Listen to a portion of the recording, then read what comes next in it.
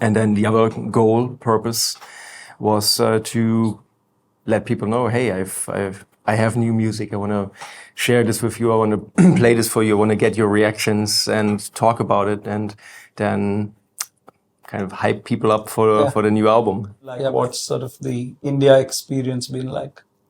The India experience. The India experience or the tour experience? Both. Very intense.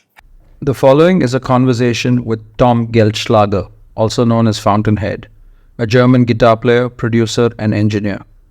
Tom is widely regarded as a modern-day guitar legend, thanks to his inimitable playing style and fearless use of the fretless guitar. Starting young, he developed a unique style influenced by various genres, including metal, fusion, jazz, and classical music. This eclectic blend of influences is evident in his playing, which showcases technical proficiency, intricate composition, and melodic sensibility. Throughout his career, he has collaborated with numerous artists and bands. He has been a member of several notable groups where he's made significant contributions as a guitarist and composer. In addition to his work as guitar player, Tom has also established himself as a skilled music producer. This has allowed him to showcase his expertise not only as a performer but also as a studio professional. Now embarking on a solo career, Tom has been exploring new musical territories and pushing the boundaries of his craft. His dedication to his instrument, technical prowess, and creative vision have earned him recognition and respect within the metal and progressive music communities. Tom is also an author, having written a couple of books on music, creativity, psychology, and is an advocate for mental health for musicians. I caught up with Tom at the end of his India tour at the Swarnabhumi Academy of Music, where he was doing a couple of workshops. The conversation was insightful, honest, and thought-provoking, challenging my perspectives and offering unique insights into his creative process and the music business. So Tom, thank you for doing this. Thank you for taking the time. Thanks for having me. So you finished the tour last night. What's it been like? What's sort of the India experience been like? The India experience. The India experience or the tour experience? Both. Very intense. So it's been a roller coaster and an adventure, and also massively rewarding in the learning experience. But intense is the first word that comes to my mind, like everything about it. Yeah. So watching it for me, so I've watched a couple of shows on this tour, and one of the things that stood out for me was sort of how important live music is to people. Yeah. Just sort of recovering from COVID and coming off on the back of COVID and things like that. Was that something that struck you as well? Just the sort of sheer numbers of people that came out and sort of watched these shows. Yeah, 100%. I couldn't really tell you how much of that is connected to COVID here, because the COVID experience in Europe, especially in Germany where I reside, has probably been a different one. But yeah, it is absolutely true. And also just for me personally, this tour, because it's my first solo tour ever. As far as numbers go and how many people would show up, what the audience reactions would be, I had nothing to go on. I had no metric, no experience. And I mean, quite frankly, I thought going into this tour, and this is what I said to my kids. It's like, hey, Dad, how many people are going to go see you in India? And I don't know, maybe 5.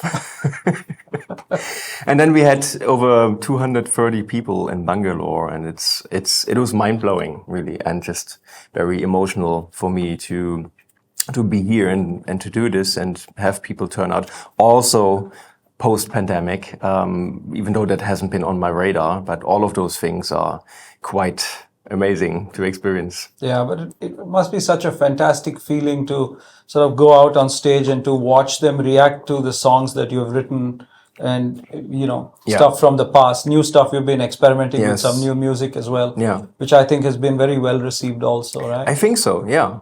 So on both of these fronts, and I've been saying this during the shows often, that I had two purposes for this tour, 2 goals, so to speak.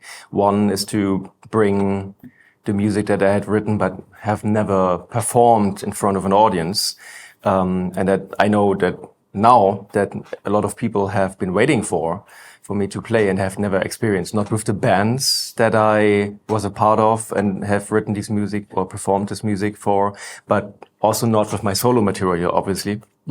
And then the other purpose was to let people know, hey, I have new music. I want to share this with you. I want to play this for you. I want to get your reactions and talk about it, and then kind of hype people up for the new album. Yeah, but did you get to sort of meet and interact with a lot of the fans? And were there people who have been following your career over the years? And oh yeah, 100%. Yeah. There were some absolute super chaps who were asking a lot of in-depth questions. And there was even a moment in Bangalore backstage when we had two fans who had traveled for the gig. I mean, several people had traveled, which was mind-blowing, but those two traveled, and they had, they wanted to play one of my songs for me backstage. And so we had a little session where they played one of my songs on my guitars backstage. And then, so to witness that level of commitment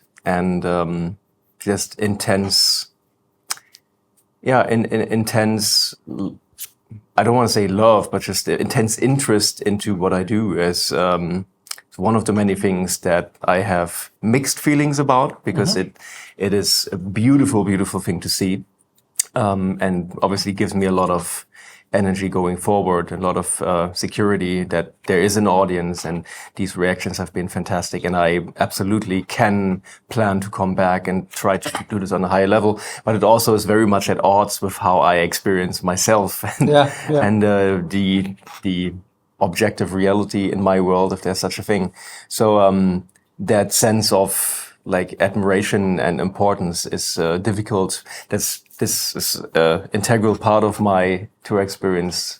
This time to integrate that admiration and that feeling of being of people being so interested in what I do, and to reconcile that with the way that I feel, which is not that, and just to make it work on both of these levels. Yeah, it must be such a contrast to sort of, at least, observing as an audience or as a photographer when I'm part of it. It's almost like the whole live music and that particular show is like a bubble. Everybody's on the same team. It's like this giant group hug, right? And then you sort of get off stage, and then there's reality and there's real life. And sort of the contrast between the two. And it's like, when you're in that bubble, it's like everybody loves each other, and there's alcohol and there's music and all that. And then you get off stage and you turn on the news, and then the world can be quite a shitty place, right? That is true. 100%.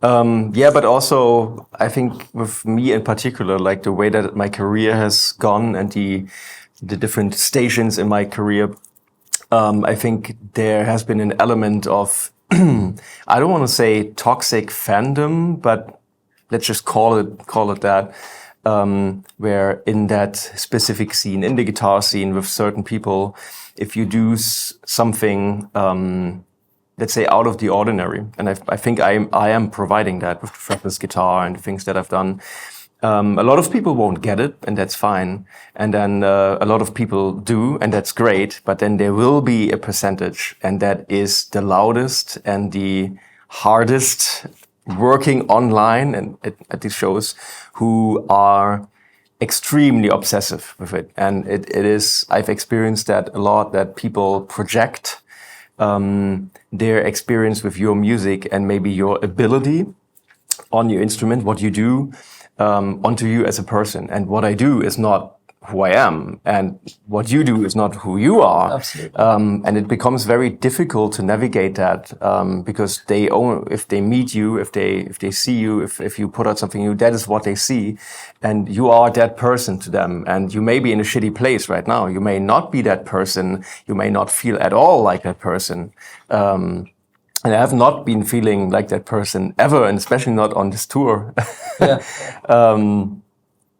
But you still have to deliver, and you still have to approach them in a way that gives them that experience to a degree. If you can navigate it, I'm just rambling, but I think, but that's a fine line, right? So they come to see Fountainhead, and then but there's Tom, and there's not Fountainhead. So That's it's a sort of a Yeah. like we were talking yesterday, the whole Alice Cooper and Yes. Vincent Virgil, right? Yeah. And Alice is the alter ego. And Exactly. And it's interesting. So you guys saw 2 shows, and maybe you've seen this as well, that I feel like, so for the audience, just for context, until this tour started, I've given workshops and talked to people. I clearly talked to people outside of this, but I had never talked to an audience on stage. There was never any need. And the most I've talked on stage was like, check, right? So that has been intense to navigate that. And I feel like, maybe you can guys shed some light on this for me, like, I feel like over the shows, a persona has developed. From the first show where I was just terrified and disgusted at hearing my own voice over the speakers and just didn't know what to say, to last night where I was dealing with these sound issues and the monitor guy not reacting, and then all these things. You have to do it live in front of people in real time, and everybody has their phones out. So I feel like there has been a persona developing. So maybe that's the Fountainhead persona, and now that takes over, and that kind of takes the pressure a little bit when Tom can't. Yeah, but sort of just to continue on from that, observing you over the course of the tour, it seems like you're a lot more relaxed about sort of not, there are things that you can't control, and you sort of laughed it off and made a joke about it, and I thought sort of handled it brilliantly. It didn't take away from the live experience itself. Yeah, and that has been a giant learning experience, because obviously I've been in this position before where you can't control things and you have a terrible sound, and it's just one of those nights, man. Yeah. But if the pressure is on you alone on stage, you have to develop different tools and just develop a different relationship to it, because whatever people experience at these shows, by way of you not having a good time, it's your responsibility. And so if your name is up as a headliner on the bill, it is your personal responsibility to ensure that people have a good time, even though you may not have a good time. Absolutely. And I think that has been, I've gotten better at this during the tour. Yeah.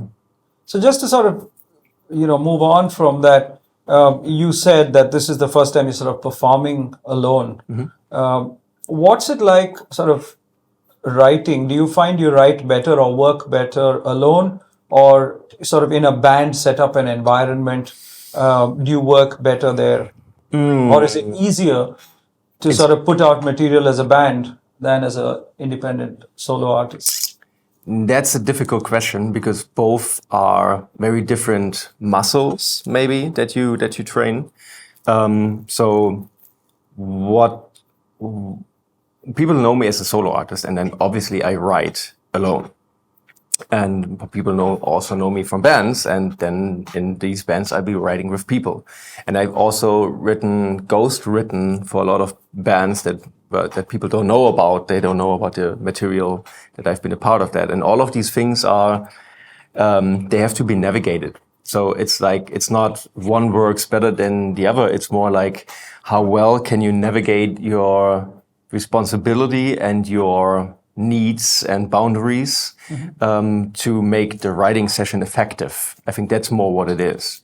And that also includes like writing alone, because sometimes, you only have a certain time frame to write, or you have to have a certain goal, and then you don't feel ready for that goal. It's very in the psychological field of how do you motivate yourself, how do you keep yourself on track. So you have to have a chat and a sit-in with yourself, saying this is how it's going to go. This works now, and you have to adhere to these limitations and expectations, even though it's just a conversation with myself. Yeah. So that maybe goes a bit off topic, but I find these to be very different things, but they have to be navigated in the same way. Like the responsibility, I feel, is very high in this situation, or should be very high, to have everybody on the same page. Exactly. What is my role? What is my responsibility? And where does it end? And every time I had shitty writing experiences, I think it's connected to that it wasn't really clear what the responsibility was.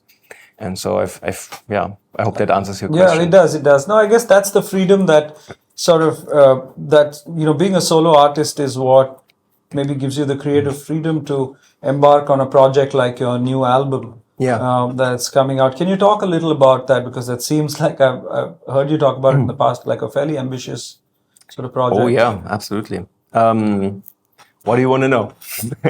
Just sort of, what the thought process behind it, how you decided who you wanted to bring on board to collaborate. Right.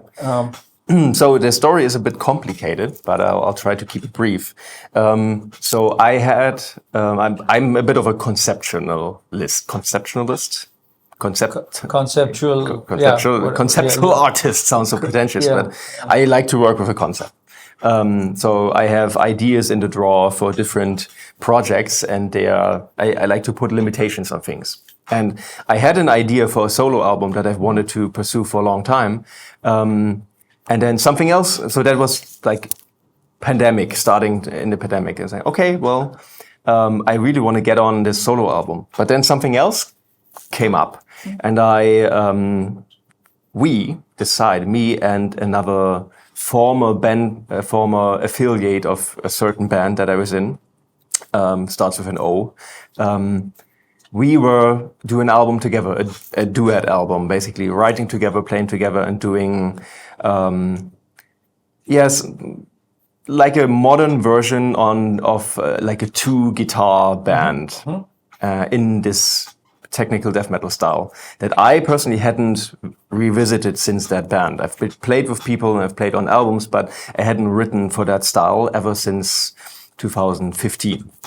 So I thought, okay, well, if you're in and we are doing this together, and then we get to play the old stuff together, and we get to form a team for this, then I'll happily prioritize writing this with you. And so we did. And the problem was that it became clear at some point that we were not as equally invested in the project, and there was a lot more material that I had than he had, and we had to navigate that. And then also just, if I'm editing and tweaking your material and you're tweaking my material, so how do we deal with this? And it didn't really work out. And then he got an offer to come back to that said band, and I was like, bro, what the fuck?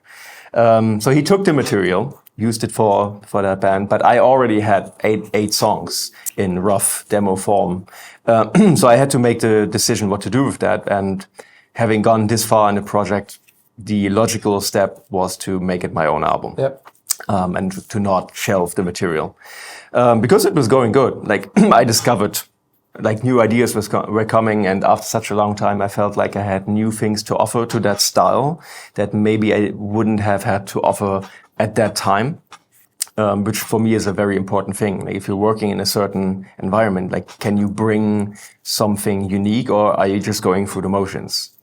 So that's where Changeling, the album, started. And then from the material, I thought, okay, well, if I'm doing this alone, I still want to do it as a band. And in contrast to my old solo albums, which are all over the place, I want to have this like a cohesive album statement. I want to make it a concept album. I want to have a band that plays on all the songs, and then augment that band with other musicians in different colors as I do. So that was then the next step, to find people for the band. And I've been very fortunate that I got to work with some of my favorite musicians, and some new friends, some old friends, some long-term heroes of mine. It's a band album. There's the same band for all the songs: bass, drums, vocals, me on guitars. And then there's in total about 50 musicians on this album, playing all the different colors that came up. Because one of the concepts for this album is that, yes, it is a band album and it has the same coherent band, but then every song has a different form of orchestration. So one song will be just a straightforward band song. Then the next song will have microtonal keyboards, maybe. Then the next song will have a female choir. Then the next song will have a gospel choir, which is also something that happens on the album. Next song will have a string section. Next song will have this and this and this. And then there's the final piece is a direct follow-up to a song that I had written for that Obscura Akroasis album back in the day, called Geldschläger. So now it's part 2. It's bigger, longer, and uncut, and rated R. Yeah. And so all of these different colors and these different orchestrations then combine and come together in this long, almost 20-minute song for the big closing chapter. So that was one of the ideas, and that's why so many people are on this album. It sounds fabulous, like it's sort of sonically very varied, and that it's like you've drawn on sort of all the experiences and the genres that you've worked in over the years and sort of channeled all of that. True. And it's become, so on one point to that is that it's become more of a Fountainhead album than I had anticipated when we started writing it. I thought it was just going to be a genre piece, but now it's a whole nother thing, which is cool. And also, being a conceptualist, I wanted it to grow. I wanted the listener to have a journey. It's also a concept album, so there's a lyrical journey. But musically, I wanted it to start in a familiar place and then kind of go on this adventure trip to a place at the end that is uncharted. That was the idea. Yeah. So, I was reading somewhere about how sort of modern day trends, cultural trends have influenced songwriting. Mm-hmm. Is that something you think about at all? I was sort of reading the example of, there was I think a rapper in America who was sort of putting out these 15-second, literally just the melody and sort of testing it on TikTok. Yeah. Just to see if people sort of, would take to it. Right. So there is sort of, something will be commercially successful if it's written a certain way. Mm-hmm. And then there is wanting to differentiate yourself and being as far out there as possible. So is that something that ever crosses your mind? That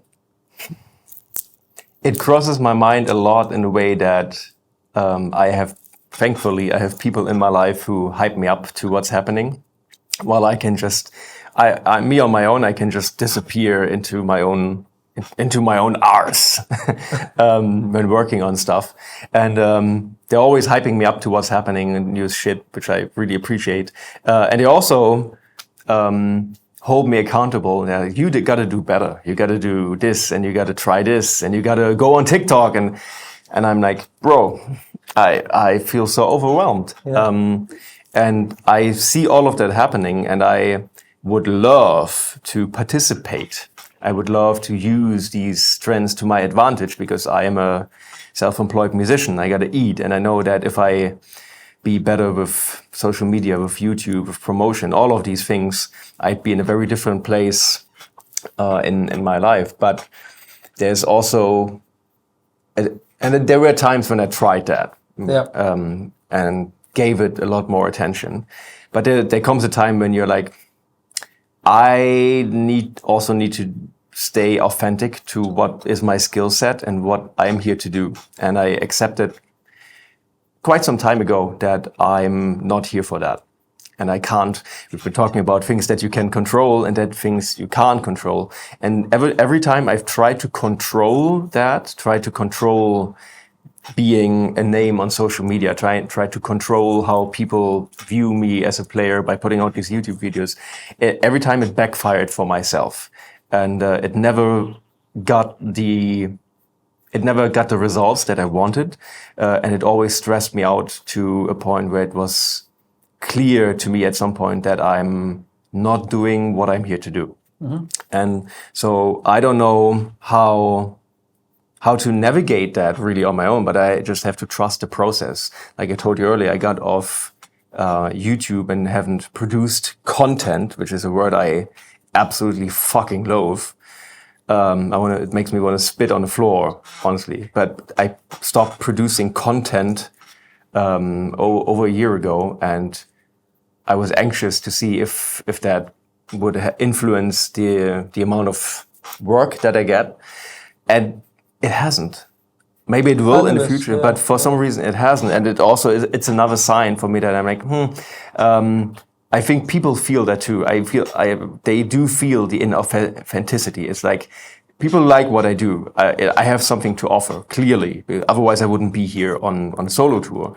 But then other people have things to offer as well. And if a person like no negativity towards him at all, just saying like if a person like Ola Englund has this massive following on YouTube and people see that he's authentic doing it, and I'm not. I try similar things, but people don't have the same reaction.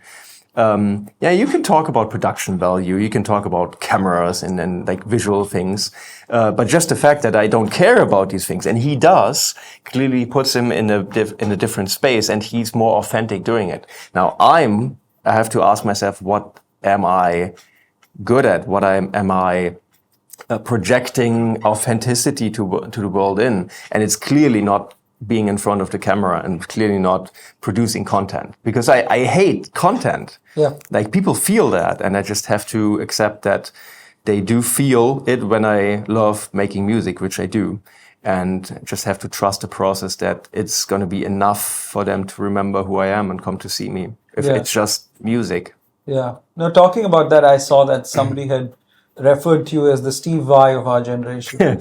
Yes. Does that put a lot of pressure on you? Well, it does, but also it's like It must feel good though.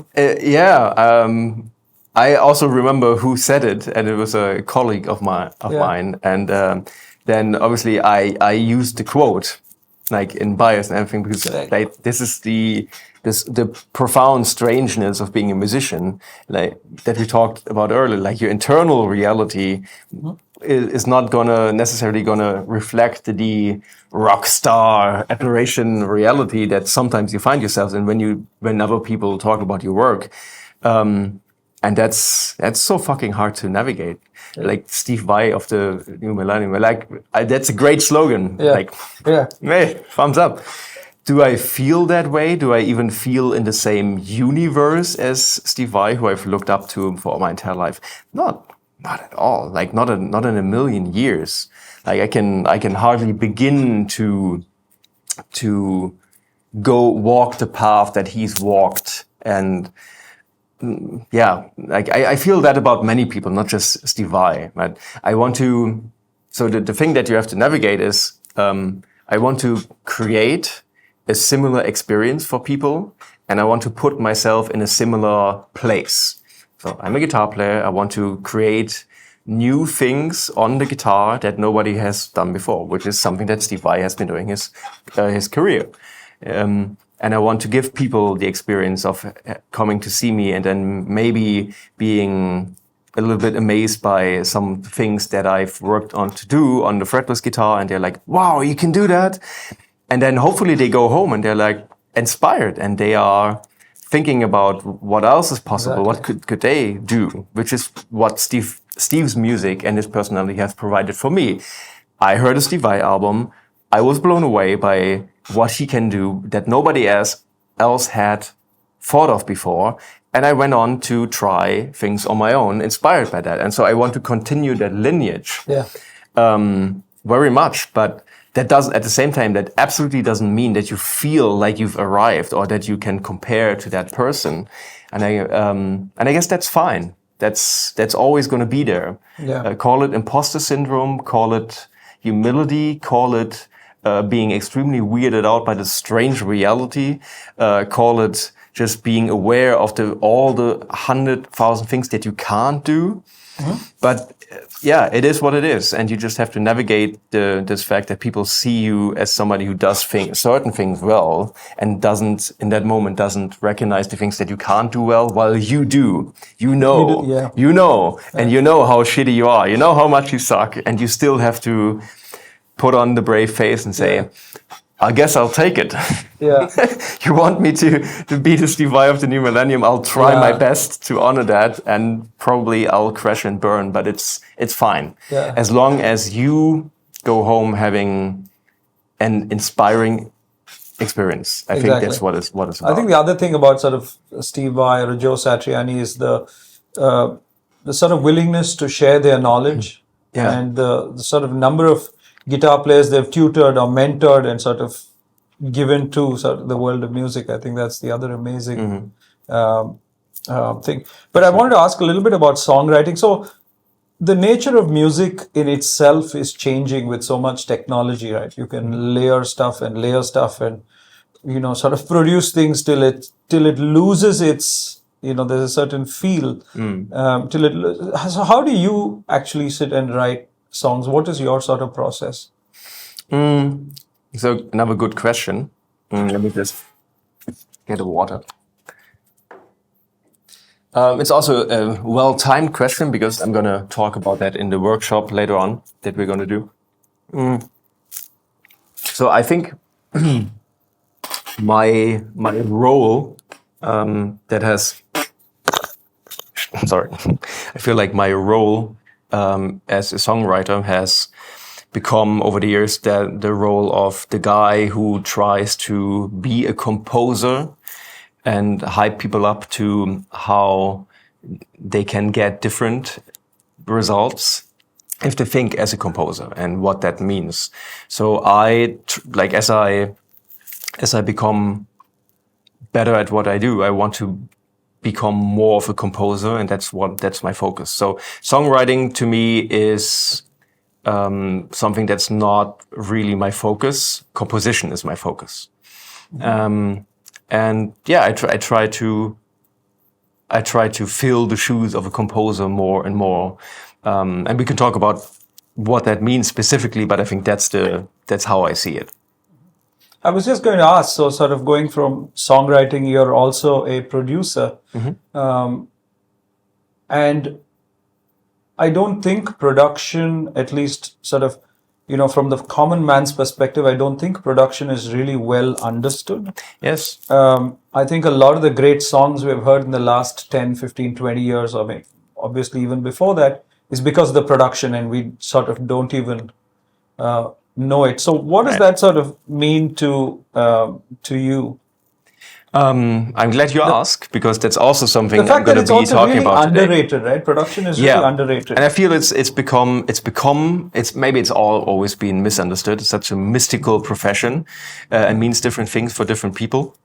But I feel, so I'm, as you guys know, I have worked a lot in the metal scene, not just, but a lot. And I feel especially in metal, the role of the producer has been diminished in the last decade or so. And it's something where I would say that a lot of the loss of quality and how a lot of metal today, which sounds like a boomer opinion, but fine, has become standardized in the way that it sounds. It's produced in the way that people go about recording and presenting music. A lot of that sameness that has taken over the scene is because people don't really know what a producer does, don't know what he or she could bring to the table, and you don't know what you don't know. So if you have no knowledge and no referential experience about what that extra 20, 25% or 50% could be that a producer would be able to deliver for you, you're not going to hear it. You're not going to want to have it because you don't know. Yep. And so I feel that's a tragedy, because having a producer and seeking out a producer doesn't diminish your ideas. It gives you, I think that's the first important point.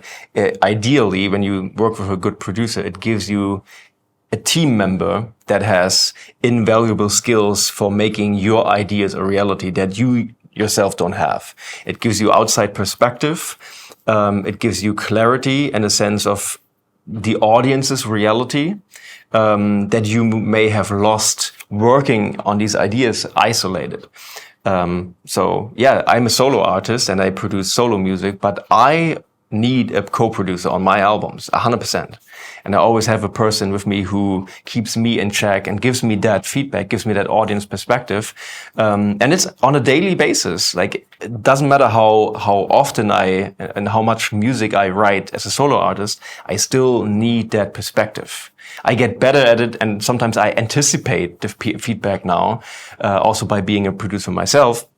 But still, every time, without fail, Matthias, who is my co-producer of choice and has been producing my album since the beginning, he will point something out that I don't see, that I don't hear, which has been there the entire time. But it's his job and his responsibility to point those things out, just like it's mine to point those things out for the bands that I work with. And that can make or break albums. The quality of your ideas is one thing, but then the quality of the execution, providing the best surroundings, providing those things that the contacts, the musical skills, the instruments, the tools, the knowledge that you don't have as a musician because you can't do everything. That's what a good producer can do.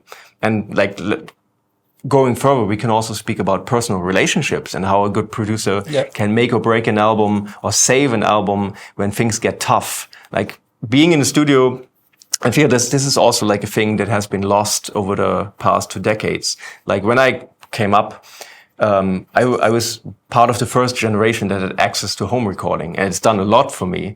But back then, the standard was still, you are doing demos, you're working up to this, so then you eventually go into a big studio which costs thousands of dollars a day, and then this is where you get it done. And because it's such a high pressure situation, and there's so little room for dragging it out, for making mistakes, the team that you need in those high pressure situations, from the T-boy to the engineer to the producer to the mixing mastering engineer to the staff, you need a team of highly trained and skilled professionals, and they all will have beneficial things to bring to the table, hopefully. Yeah. And that's been something that's been lost with the advent of home recording, because now you don't need that. You can just do it on a laptop, and that's great. I mean, I've benefited greatly from that as well. I think we all do. However, that doesn't mean that there's not also something lost. And I wish that we could have more awareness of what that is and still retain the ability to provide that. And I think that has become more difficult. And I feel that in my interactions with bands, when we negotiate deals, and me being a producer, that oftentimes they don't really know until they experience what a producer can do. And then they're like, oh, I get it now. Yeah. So a lot of times I feel now, bands expect there to be one guy, and he's the guy on the laptop who presses record, and then maybe mixes and masters the album. That's the experience. But production is so much more. It's an art form. And I think, if we can demystify it a little bit, and if we can talk about it, and, maybe hype people up to examples before and after, with or without, that there can be more awareness, especially in the metal scene, because that will lead to better albums. Yeah. No, it's fascinating that you say that, because you spoke about sort of creating the environment and giving them the audience reality and providing context. I was watching Rick Rubin, who's absolutely at a god level when it comes to production.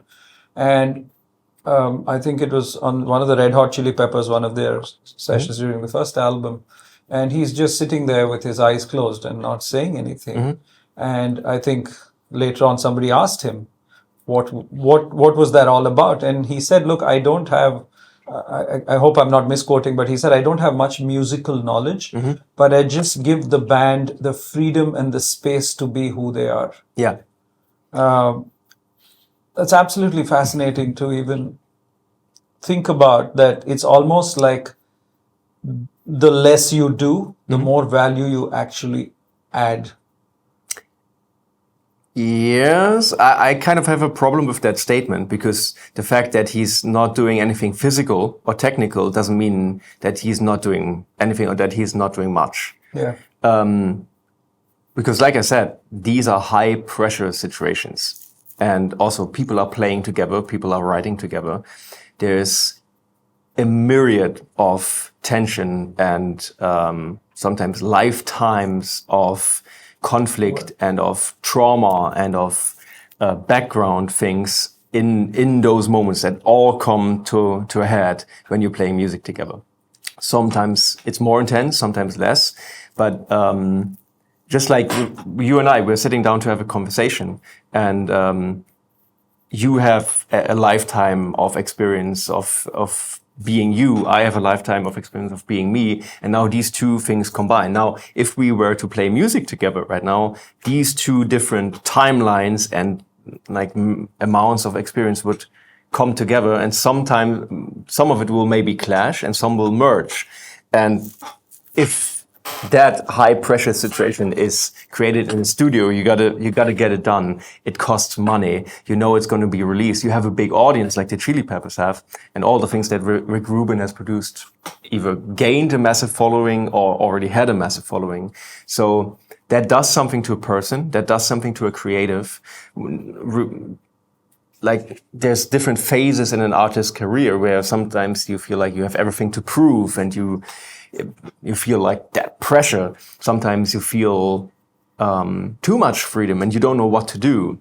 And I think that's one of the mystical things about the producer's job, is to have empathy for the artist, seeing where the artist is at, see, hey, what can we do to get that out more, to make you feel more like yourself, to make you feel more comfortable, to make you adapt more to the situation that we have. And that requires psychological skills, that requires people skills, that requires empathy, that requires listening, that requires much, much more than just technical ability. If you have technical ability on top of that, awesome. But I feel like Rick Rubin is so important because he's the poster boy for the mystical aspect of production. And I appreciate it so much that he's been in the media lately because of his book so much, which is awesome, by the way. Yeah. Like his book is really, really good. Because, yeah, that hopefully hypes people up a lot more to that aspect of production. It's like, hey, reading about this, I get a new sense of appreciation for, you know, how that person, how that the producer, the person, the skill set of a producer can shape a record. And now I'm beginning to maybe hear it in the difference between different albums done by different producers. And maybe if I'm an artist myself, maybe now that's in the back of my mind for next one, maybe I should work with a producer and seek out that person who can provide that for me. Yeah. You know, looking sort of over the years, looking at albums of the past, there were imperfections in the making of the album that made the album what it was, right? It could be errors, it could be all kinds of things that you sort of, once you get into an album and when you listen to it with good headphones, you sort of discover parts of it that you might have missed. Yeah. Do you think with sort of use of technology, we run the risk of overproducing things? 100%, 1,000%. Yeah. Especially in the metal scene, which a lot of times is focused on precision and technicality, that has become a staple, like the sterile, people call it overproduced, I call it underproduced. It's because people are like, hey, it sounds so mechanic, it's so on the grid, it's so precise, that's overproduction. No, it isn't, because that means there's a laziness going on, because the precision and the mechanical element of it is there because it's a standard. It's something that makes you sound good, even though you may not have worked up to that level, and it's inauthentic. I hear so many bands on record, like the exact same timing, perfect timing, the exact same sounds, the exact same tones, the exact same samples, a lot of samples, and then they put like a virtual orchestra on that. And all these things are not authentic a lot of times. For some people they are. If we talk Devin Townsend, he's fucking authentic. This is how he hears music. But a lot of times, as this has been my experience, bands gravitate towards the thing that will make them look good, right? And being very precise in the product and having all these, current tools that will make you seem like a really good musician, that's not necessarily authentic, and that actually obscures the fact that, sorry to anybody who I may offending, but that obscures the fact that you don't have an authentic thing to say. Yeah. And where the producer would come in, and that's why I call it underproduced, because I do believe that everybody has something unique to offer and something unique to say. But it's part of the producer's responsibility to find that thing and bring it out. And I think in a lot of cases with bands, the way that they play together, the way that they are imperfect together, they're perfectly imperfect when they play together. So the drummer may just rush a little bit, and the bass player may be dragging a little bit. None of these things are perfect, the opposite, but they come together to create a sound, to create an authentic experience that you won't get anywhere else.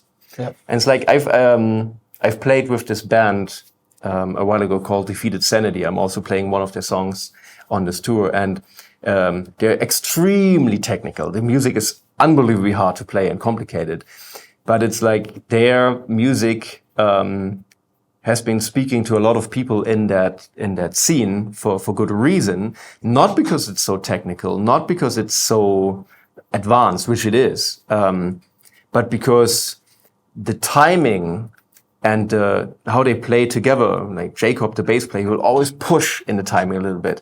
Lille, the drummer, always falls back a little bit, and then there's the guitar in the middle, and it's just a very particular sound that you won't get if you edit that and if you make that perfect. And that's their sound, and that's what people hear. They're like, it makes them feel something, it makes them move, and that's beautiful. And I feel like while they have the confidence and the chutzpah to just do that and refining that, a lot of people don't. Yeah. And that's also, sorry for the monologue, but I feel that's also a sign of the times, of day and age, where you feel pressured to deliver. Everything has to be now. Everything has to be instant. And especially in the music industry, if you don't have a following of 500,000 people on Instagram, bands won't sign you, right? And so the time to develop that authenticity and to gain that life experience, to have the confidence to say, that's who I am with my imperfections, take it or leave it. Yeah. I think a lot of people don't get to have that, or they are being brought up under the impression that they can't develop that. They don't have the time. It needs to happen now. And we need to use all those tools that we have for instant results. Mm-hmm. Yeah.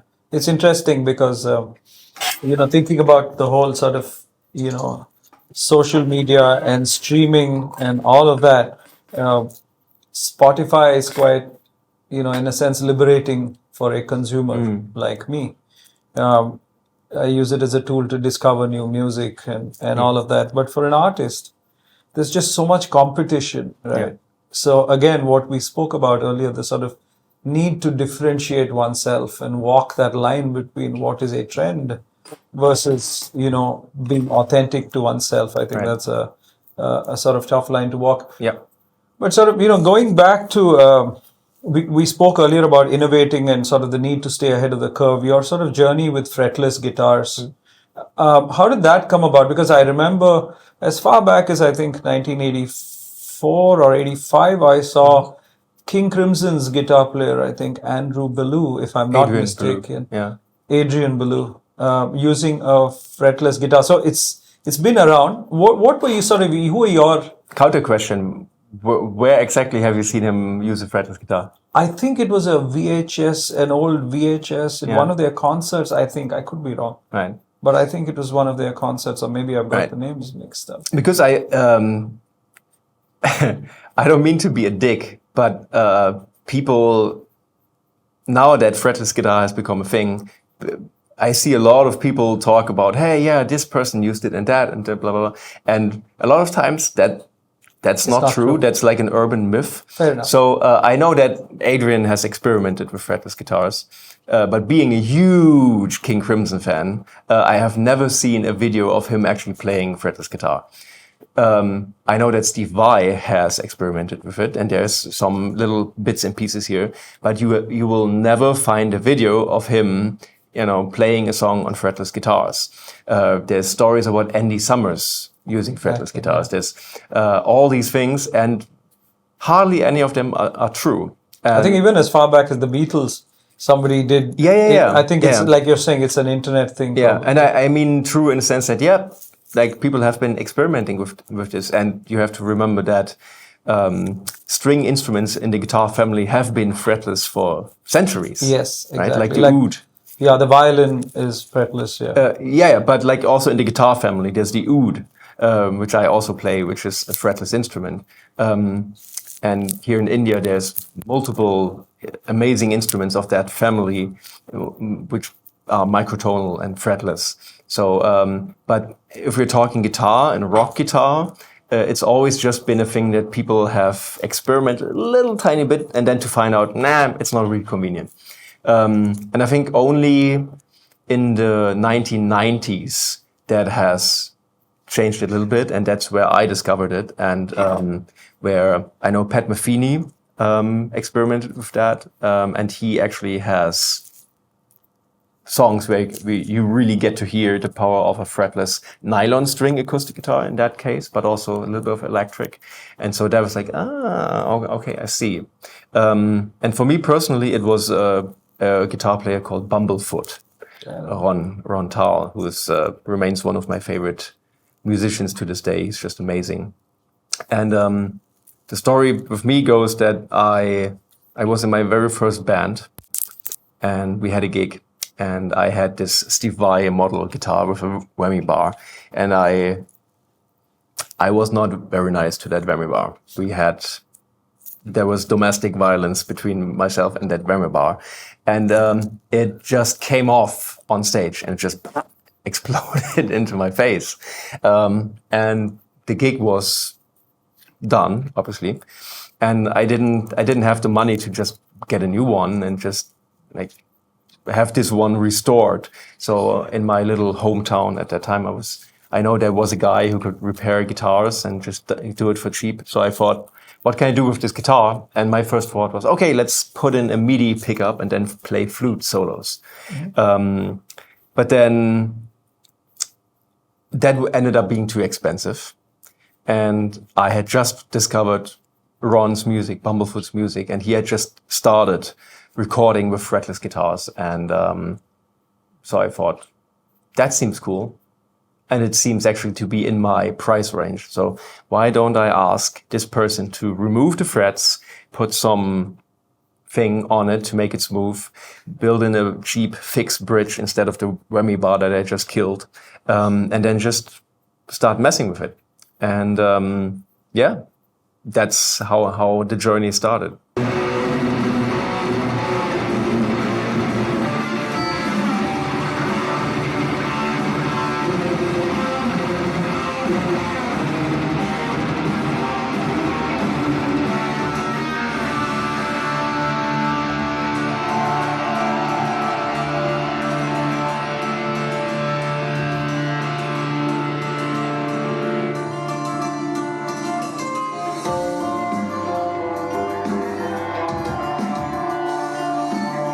That's amazing. So as a lay person, when you're playing with a band, is it different when you're playing with what we call a regular guitar versus a... Yes. So everything different. In terms of tuning and things like that, is it...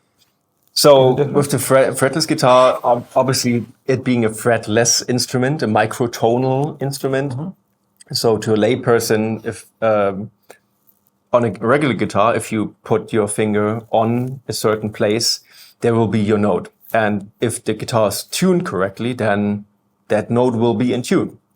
and then you can go on to another note and another note. Now with the fretless guitar, even if the guitar is tuned correctly, you have to find the exact spot where that note is. If you are working in our regular Western tuning system, with 12 notes to the octave, then you have to be exact. And with exact, I mean the place where that note is in tune is as small as a fingernail. So we're talking like 0.4 millimeters, maybe, where that thing is in tune. And you have to navigate that. You have to learn how to play that in tune and how to operate this new instrument so that you not the music bends to your fretless will, but the other way around. And I think that's also the reason why there's a very small fretless guitar scene that has been around for a while. And that's the reason why they hate my guts. Because I always, so there's a lot of like really free, really dissonant microtonal music floating around in that scene. And they're all like, freedom, remove the shackles of society, remove the shackles of tonality. We will use fretless instruments and to spite your shitty in like regular intervals. I'm obviously like being a little bit like playful here, but I've gotten that vibe from them, and I always try to find ways to integrate this instrument into existing situations. I want to be able to play as much in tune as I can. And then when the time comes to go between the notes and to use the microtonal potential, I can, but it's not a must.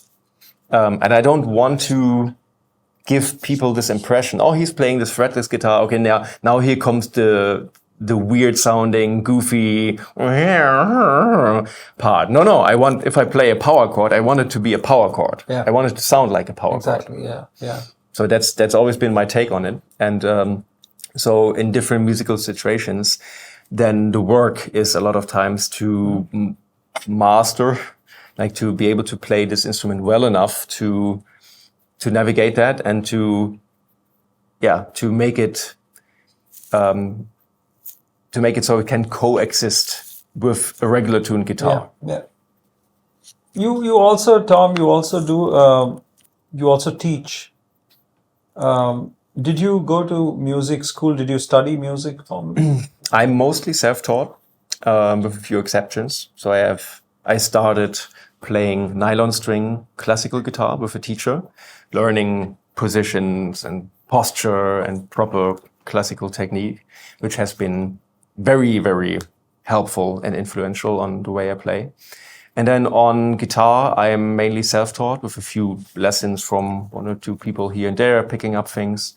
But I did have piano lessons and theory lessons, as I wanted to study music, but then never studied music. Mm-hmm. So yeah, it's 90% self-taught, but the 10% were not there. I think they're really influential on my musical ability and persona, like extremely influential.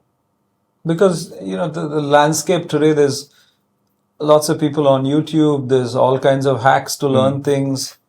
How important do you think it is to be sort of formally trained in music? That is a great question, because we are also here at in a music school college, right now. And I've been having a lot of conversations also with the other faculties here about their journey, and a lot of them are trained at Berkeley, which is one of the most prestigious schools for music in the world. And here I am, this hack, this self-taught madman who thinks he can hang with these monster musicians. But I feel like it's not really about the ability. Like, studying music, having a formal education in music can give you a lot of very valuable tools. And the great thing about it is that you get to learn from real people who have that experience, and who are paid and hired to give it to you straight up and to make sure you get the information, which is something you don't get on YouTube. on YouTube, people often forget that it's people often very non-trained, non-experts. These people are not trained to be music professionals a lot of times, but they like being on YouTube and they like sharing knowledge, which is great. I love the fact that we have all this knowledge at our fingertips now, but you have to filter through it to get a lot, to get the same experience you get with a great teacher. And so I feel like an environment like this where people get to sit down with a person and that person gets to react and they get to react to that teacher. And it's a conversation that will give you a much deeper understanding of the thing that you're trying to do. So that's the first thing. So I'm a fan of that. I'm also a fan of the fact that when you go on to have a formal education, you're not the only one, and you have your peers, and you will form networks and connections with these peers. And my journey has, for a long time, had been stalled when I became a professional musician by the fact that I didn't have that network. And it took me a long time to build that network myself. While if you are in music school, it's freely available. And so that is awesome. So those are on the pro side. Yeah.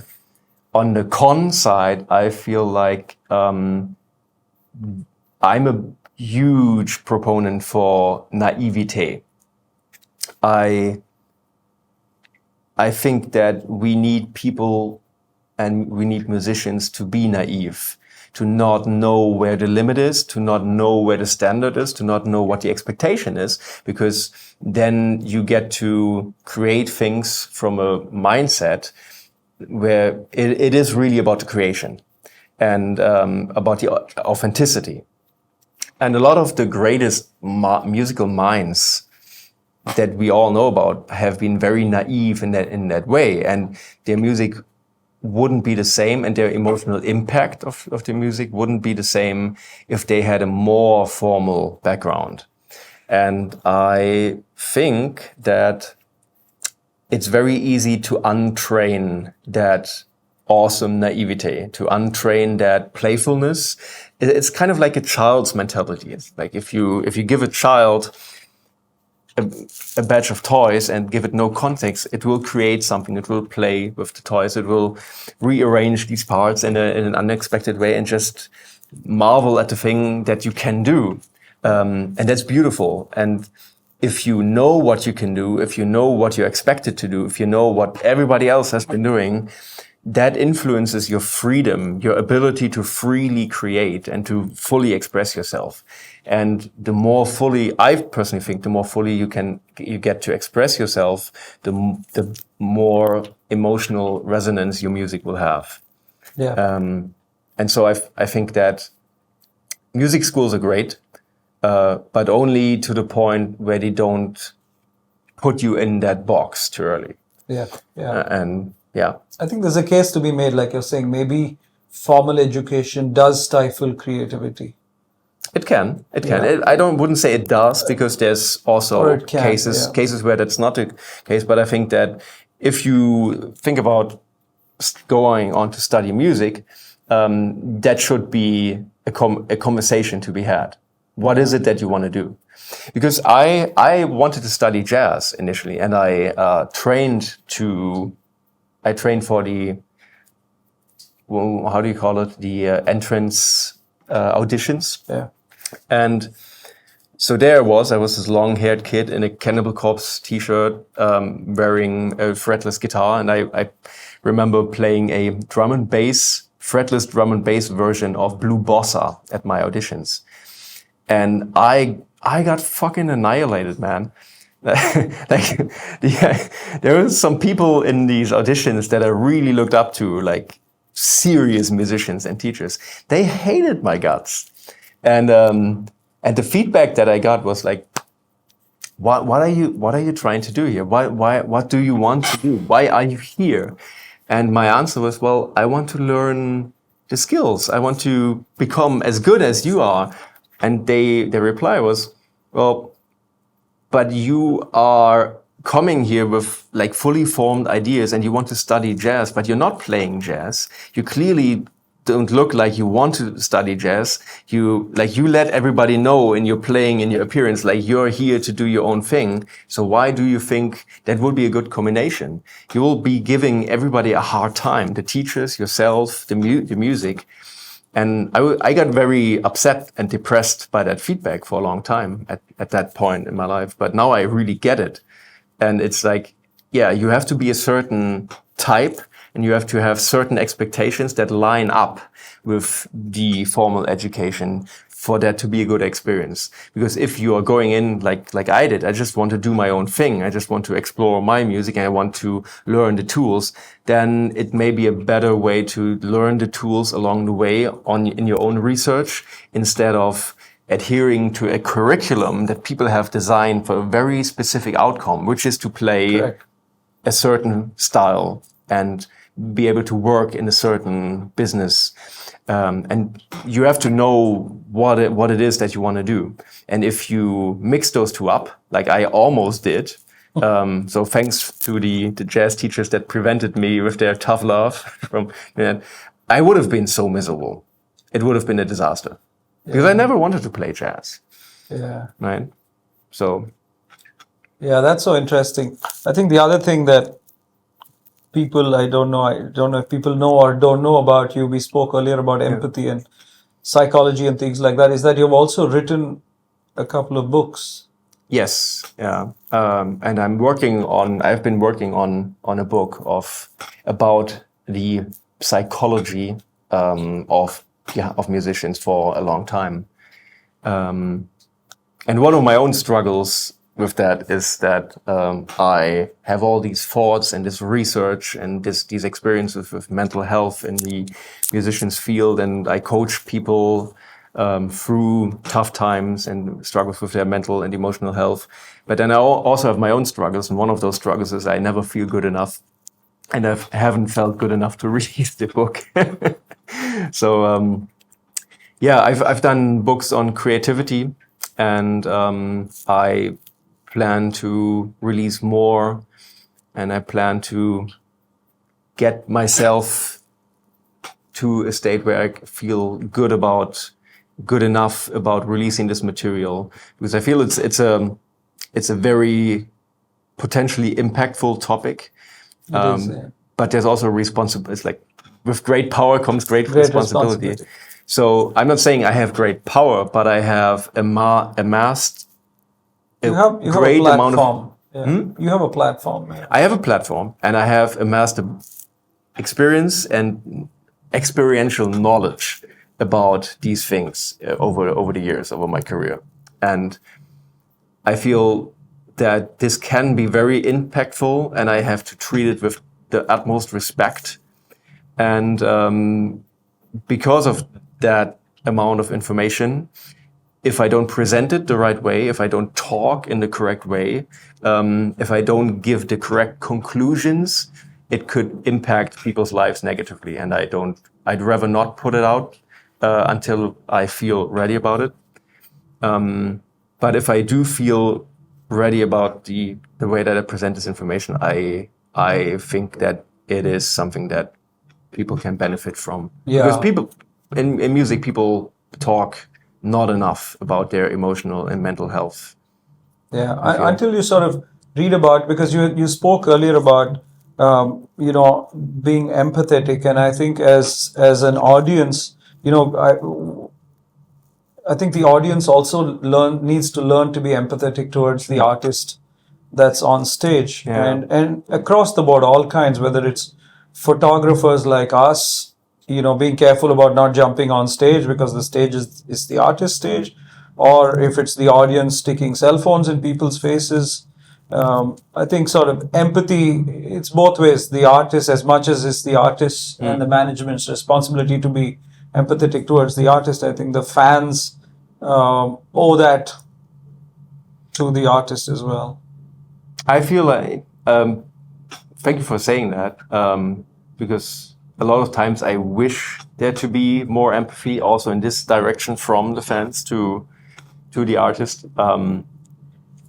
Like we've been talking about this last night, and on this tour, every single show I go on stage for the sound check, and I start playing and I'm figuring shit out. I don't feel good about anything. I haven't warmed up. I'm just there in my underpants and we're trying to figure this out so that it can be good later on. The second I start playing, somebody is like holding up the camera. This is so going on YouTube. I'm like, man, really, this is terrible. And then when I call people out on it, they react very defensively. Like, why, like you're here, you're playing. Why would you not feel good about me taking a video of you? And it's very hard to explain to people how that is a two-way street. And I feel like I'm not trying to make like a super broad philosophical point, but I think that as artists, we are also ambassadors of consciousness because we sit down and we grapple with our feelings and our intellect and our perception of the world. And we deal with those things that we gather from that. We roll them up in a little ball and that little ball is a song. And then people get to experience the song. And through that, they also get to experience what we felt, what we have learned, hopefully. And I think that there's a responsibility for all of us as artists to communicate and to work towards an evolution of consciousness in a way that we all get to be more vulnerable and more authentic and more, like, fuck man, this is what it is. Like, it's not perfect. It's not glamorous. But it is what it is. And I have a workshop coming up tomorrow about mental health and emotional health for musicians. And one of the things that I stress in this workshop is living in reality. Because I feel like a lot of the struggles and the problems with mental and emotional health take us out of a sort of objective experience of reality. It's like depression. If you're depressed, you're not experiencing reality really like it is. You're experiencing a warped form of reality where everything feels hard. You feel unloved. You feel that nothing works. And we've all been there. Like, I've been there many, many times, but I recognize that that's not true. That is at odds with my life. That is at odds with the things that are objectively true. Because I do have people that love me. I do have a career. I do have a sense of security to a degree. I do have amazing things to look forward to and all these good things in my life. But when I'm in a depressed state, I don't see any of those. They disappear. And that's not reality. That's not living in reality. So to conclude the point, I think as artists, if we can contribute, it is our duty to contribute to people living more in reality. Even if it's just going on a podcast and talking about your own struggles with mental health, that is contributing to people living in reality. If a person like Drake would tomorrow go on Joe Rogan's podcast and admit to struggles with depression and whatever it is that he may be struggling with, I hope he's okay. But just saying, for sake of argument, if he did that, a person with that platform, it could potentially change the lives of millions who think that there's a dividing line between him and them. That's a person that has no problems. I want to be a person with no problems. How do I become a person with no problems? You don't. You become a person that becomes more and more aware of your struggles, more accepting of your struggles, and that's getting better. That's becoming more yourself. And that self-actualization, I think, is so important. And I think our role as artists is to aid in that and to help that to become a reality. And so I don't know where I was going with this, but that's what it is, man. Yeah, no, I think you should put those books out, and that's what we have seen through the course of this tour, how you have sort of evolved and adapted and all of that. Last question, Tom, to end on a sort of positive note, if you had to pick your top 5 albums of all time across genres, what would you pick? Ooh, that's a tough one. I mean, that would change on a daily basis. Yeah. So I'm just going to give you the first 5 that come to my mind. King Crimson, Discipline. Mike Oldfield, Omadhawn. Oh, yeah. Square Pusher, The Ultra Visitor. Cynic, Focus. Was that 4 or 5? 4. 4. Iron Maiden. Oh, man. No, Iron Maiden. Devin Townsend. Well, Devin's got to be in there. So probably Devin Townsend, Ocean Machine. Awesome. Yeah. That's an awesome top 5. Anyway, thank you, Tom. Thank you, guys. Thank you for doing this. Thank you for taking the time. All right. And Such a pleasure. sorry if this to has have you. gone a little longer than we originally planned. No, It's been- I love the longer format because I can't shut the fuck up. So thank you very much.